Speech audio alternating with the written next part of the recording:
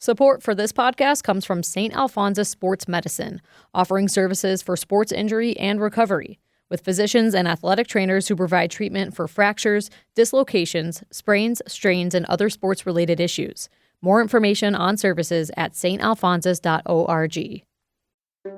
So you can't see this, but hopefully you can hear it. Behind every Boise State Public Radio podcast is a team working hard to bring you stories that matter. So if you value podcasts like this one, please support them. Hit donate at boisestatepublicradio.org. Thanks. It's The Connector, a special post-election edition from Boise State Public Radio. I'm Troy Oppie. It is May 20th. We'll be joined in just a moment by Boise State Associate Professor of Political Science Jaclyn Kettler and James Dawson to wrap up yesterday's election results across the state. We have some other headlines to bring you as well, including the school choice tax credit program reopening to applications. A couple news items this morning before we get into election results. The health district serving Idaho's most populated area has a new director. The Central District Board of Health yesterday announced Kristen Ryan as that agency's new director. She's being hired away from the city of Boise, where she's been deputy director of shared services.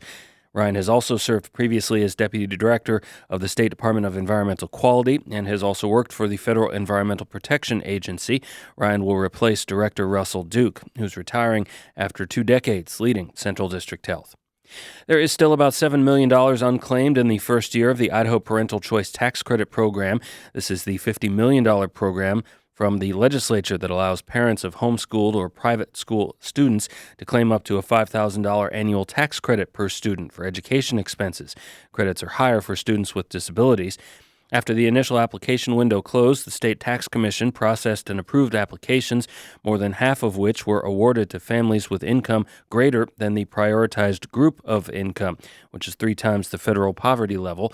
The Tax Commission reports applications will reopen for more parents to access remaining funding. Parents can apply through the State Taxpayer Access Point, TAP, or visit myschoolchoice.idaho.gov. Time to talk primary election on this Wednesday morning. We have results to discuss with our own James Dawson and Boise State Professor of Political Science Jaclyn Kettler. Thanks to you both for being here this morning. Good morning. Good to be here, Troy. Professor, let's start with you. And I just want you to set the stage. What can primary elections tell us about a local electorate? Yeah, I mean, the primary election's really important for the parties to select their nominees for the general election. And that's going to tell us a lot about, the direction of the parties, what their supporters want to see in terms of candidates' ideology, policy priorities, style, all these types of things.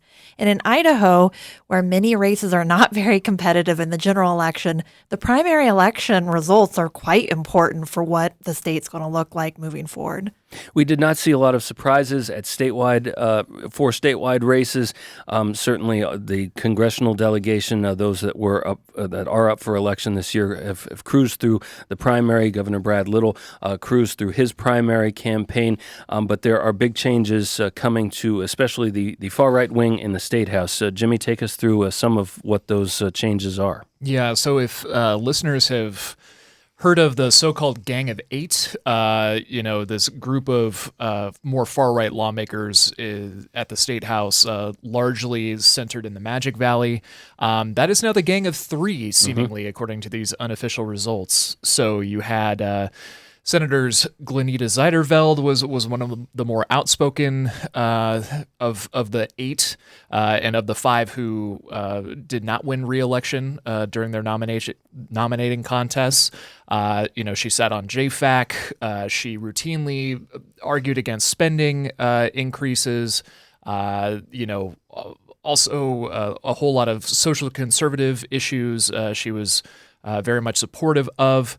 She's out. You have, Senator Josh Cole. You have Representative David Leavitt. You have all of these people who had just served 1 term in the Idaho House or Senate, which I think, we've spoken previously before, candidates who are able to get over that first re-election contest generally have a much safer path towards re-election in the future. And, but these first go-arounds are kind of volatile. That's right. That first election is always the riskiest. But also, it's really fascinating to see this continued turnover in the Magic Valley area, right, Jimmy? Yeah, no, it's the second, contest in a row. This one was largely about, I would say immigration. Immigration was huge. You had the lobbying organizations for the, dairy industry, especially, who have been trying for decades to get some kind of permanent legal visa status for their workforce. They're year round as opposed to more of the some of the other agricultural sectors where it can be seasonal, and there are federal visas allowed for that workforce, but not necessarily for full year round staffing. So voters in South Central Idaho generally repudiating this far right contingent at the State House. A little bit different in North Idaho, where we saw Scott Herndon, a much more conservative lawmaker compared to incumbent Jim Woodward, win and oust Woodward again. The two have met 4 times in primaries. And you saw Dan Foreman able to hold his seat, for now at least, through the Republican primary against now former Representative Lori McCann, who had stepped in to challenge him. What does this, Professor, what does this say about kind of the regionality of Idaho politics? It's one of the really fascinating things about Idaho is we have, at times, really different politics in different areas of the state. So even in the same election, we can see different regions going in very different directions. And so I think we saw that again in this primary election, some really interesting shifts one way or the other in some of these races that will shape how the next session goes. Who's in leadership positions like committee chairs, who is on important committees like JFAC. These types of things, these types of outcomes really matter for how those important positions are going to work, and then what legislation is successful in the session. Yeah, just like, one of the races that kind of maybe the epitome of that would be in eastern Idaho with Senator Jim Guthrie, right? He beat his challenger, David Worley, 53% to 47%. That was one of the more concentrated races, especially for more far-right hardline conservatives, because they were not happy with Senator Guthrie holding some legislation in his desk. He is the chair of the Senate State Affairs Committee.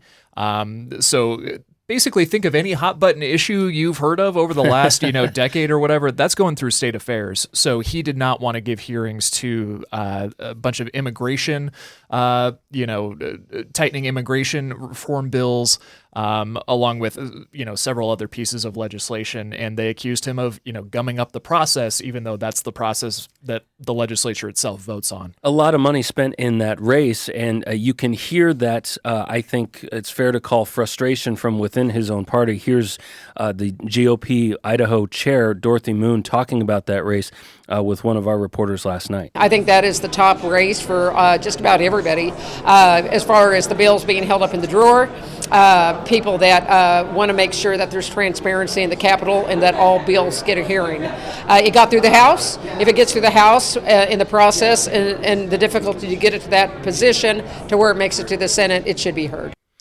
And voters largely said, you know what, we're okay with how this is going. Guthrie defeats his challenger, David Worley, 53% to 46%. And that's what I was going to say, too, is that Senator Dan Foreman was another one of those. He got a lot of flack for holding up the anti-teachers union bill that eventually did become law through a whole lot of, maneuvering that we don't have to get into here. Yeah. But, he refused to hear that, as a chairman in the Senate. Jackie, I want to ask, we're seeing a lot of familiar, if we go back up to the congressional races now, we're seeing a lot of familiar matches, familiar opponents being set up for November with races for Congress. And you and I talked a little bit about this earlier this week. These matches get very familiar and they can get very personal very quickly. That's right. I mean, they know each other well at this point, right? They know each other's issue positions. It's a hard state for Democratic congressional candidates to be competitive in, but by having repeat runs provides more experience in running those types of campaigns. You have that experience to grow on. So we'll see if they're able to to gain a few more percentage points this time around. It's only been 16 years since a Democrat has won a congressional district. You have to go back to Walt Minnick in District 1. But yeah, 100% agree with what you just said. I do want to get into some of the ballot issues because we did see voters largely supportive of short-term school funding issues, the supplemental levies that only require a simple majority to pass. Those were largely successful. Longer-term levies and bond issues and funding issues for emergency services in many places were not as successful yesterday. And the turnout levels, and you heard some of this maybe if you were listening in our first newscast at 6 o'clock this morning, the turnout was not quite what was expected maybe, especially in Ada County where the prediction was between 40 and 50%, and we ended up sub 30%. And, those types of issues, there weren't these ballot issues on the ballot in Ada County, but turnout, I think, generally lower across the state than maybe what was expected. Yeah, I think primary elections are often tough to get people aware of what's going on, motivate them to turn out, especially if there's not a competitive race, like a competitive legislative race in their district. And without more contested primary races at the statewide level, I think there was probably less awareness or interest in the primary election. And then that can be difficult for some of these measures, especially if you need to get like 55 or 60% of the vote, which is already kind of tough to get. Then it could be especially hard with a lower turnout election. That's Professor of Political Science, Jaclyn Kettler. Thanks as well to James Dawson for joining us on the pod this morning. And thanks to our interns, Jackson Holmes and Jamie Geary, for their work on election night as well. Finally, this morning, a note about a story you heard yesterday on The Connector. An East Idaho man is receiving a new trial after being previously convicted of attempted strangulation. The story yesterday referenced a state Supreme Court ruling which overturned a lower court's decision in the case that was corrected by the state courts yesterday. The ruling came from the State Court of Appeals, not the Supreme Court.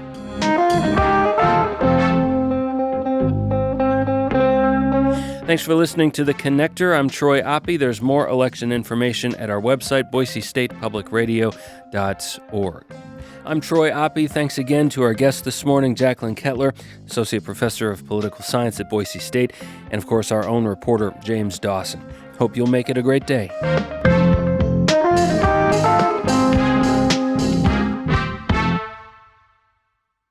Every day on Up First, NPR's Golden Globe-nominated morning news podcast, we bring you 3 essential stories. At the heart of each story are questions. What really happened? What really mattered? What happens next? At NPR, we stand for your right to be curious and to follow the facts. Follow Up First wherever you get your podcasts and start your day knowing what matters and why.